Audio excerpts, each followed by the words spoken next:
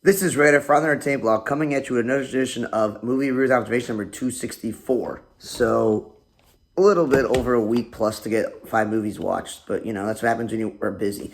First movie I watched was called Riff Raff, and it had a really good cast. Gabrielle Union, Jennifer Coolidge, Ed Harris, Lewis Pullman, Pete Davidson, and Bill Murray. And you're like, okay, Ed Harris, Bill Murray, they're up there. Jennifer Coolidge, it's more of a pop culture iconic thing more than whatnot. And then Gabrielle Union's been around for a while, and Lewis Pullman, recent success, and Pete Davidson from SNL.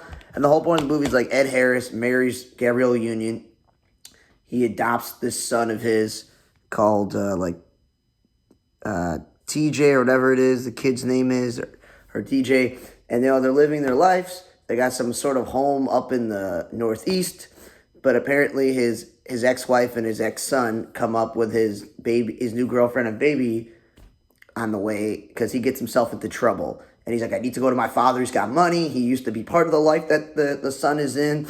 Bill Murray's part of that, like, gangster life. And Pete Davidson, all this stuff. And it's barely an hour and 40 minutes. And the whole point of the movie is Ed Harris's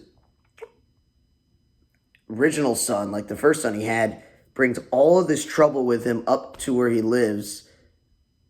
And he's got to figure out what to do to get out of the situation that his son has got himself into while also protecting his new wife and his new kid and the potential of a grandkid coming. So it's like the whole movie's that, but like the plot, the dialogue, and a lot of the writing just wasn't great. And I feel like they wasted a lot of money on the paying the actor, and it just, not really having a great story to it. It was just a lot of it was wasteful and stupid.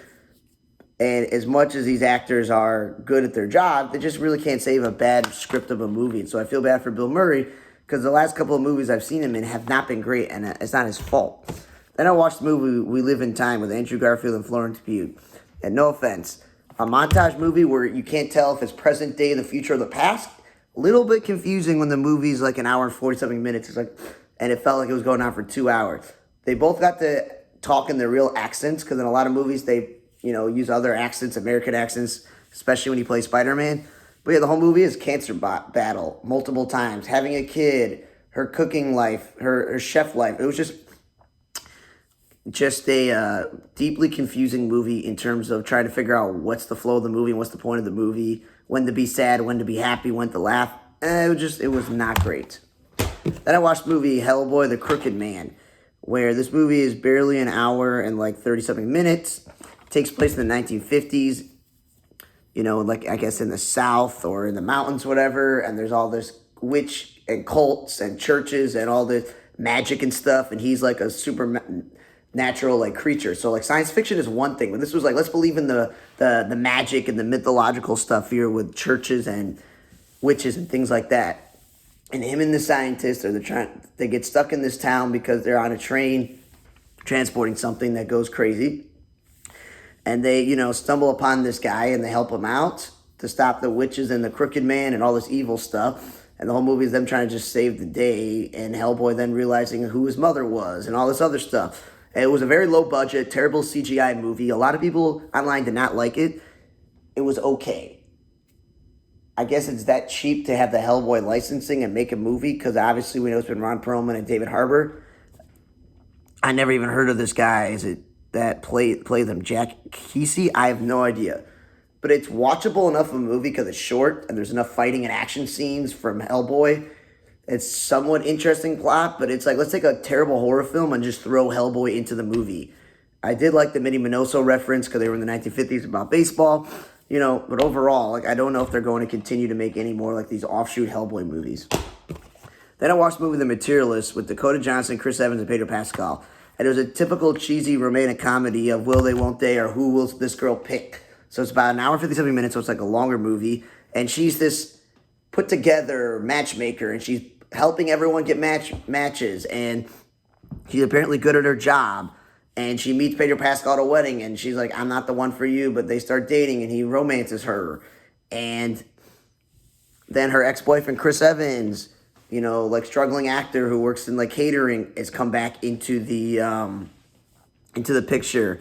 And then she like realizes maybe the two of them should be together, and it really is not going to work out with Pedro Pascal, but it takes the whole movie for her to figure that out, even though he's like a broke loser and they were fighting about money and all this stuff. And no offense to Dakota Johnson. Like, I know you probably are famous for some movies, but, like, she's an okay actress. I think it was Madam Web she was in, besides from 50 Shades of Grey, I think. And I'm just like, doesn't really do it for me. Obviously, Chris Evans is a really talented actor, and he's been in the Marvel films, and so is Pedro Pascal. So, like, those two guys are good actors, but overall, this movie was... And then they're, like, so many times talking about a surgery where you break your ankle, and they, like, then put your leg back together in a way, and it gives you, like, a couple more inches to make you taller. Like, I feel like the little dig at short people, so I was like, whatever. And then I watched The Naked Gun, the remake with Liam Neeson and Pamela Anderson, and Danny Houston and Kevin Durant and all these people who are good at playing bad guys. Paul Walter Hauser, supporting role, CCH Pounder. There's a lot of famous cameos, like from Busta Rhymes or Weird Al Yankovic, to name some. And then you have to pay attention to all the little things on the screen that are happening for little like Easter eggs and weird things that you want to read. The whole movie is like Liam Neeson plays it straight while everyone else is acting around being chaotic and silly, and he's like taking everything seriously. And, you know, the original one was great. I don't really remember the other ones, but Liam Neeson did a good job of taking up the mantle from Leslie Nielsen. So that was like a good job and putting it all together in a way. And again, barely an hour, it's 20-something minutes, some post-credit scenes, not rated R, so, you know, PG-13, so like teenagers can watch it. So it's a little bit less inappropriate as you would think. And yeah, they're probably going to make a whole entire franchise out of this, but I usually watch Liam Neeson movies, and I take them very, very seriously because it's drama, it's action, it's adventure, it's science fiction, it's Star Wars. Like, it's Ra's al Ghul. Like, I take him very seriously in these roles. It's a little bit of adjusting period to understand, like, you just gotta jump in and realize this movie is going to be crazy, silly, and stupid, and it's doing that on purpose. It's not like a terrible movie that turns to be like, wow, that movie was so stupid, it was a bad comedy. I don't know who wrote that. Why did they do that? They were trying to do this on purpose so that, you know it's going to be a funny movie. So it's nice to see Pamela Anderson back starring in movies, so that's pretty good. And the two of them, I think, are dating still, so it's like, that's nice. So yeah, overall, not bad movie. I would say that the best movie I watched this week, by default, has to be The Naked Gun, because it was an enjoyable ride to watch this movie. And then I would say that even though it's probably one of the worst Hellboy movies, it was still a watchable enough movie. Materialist, and it's definitely a watchable movie, but it's a cheesy rom-com. We Live in Time was confusing and a long movie. And Riff Raff, despite the great cast, just not a good movie. Thank you again for listening to another edition of Movie Renovation number 264. For Honor Table Blog, I'm Radar. See you guys next time.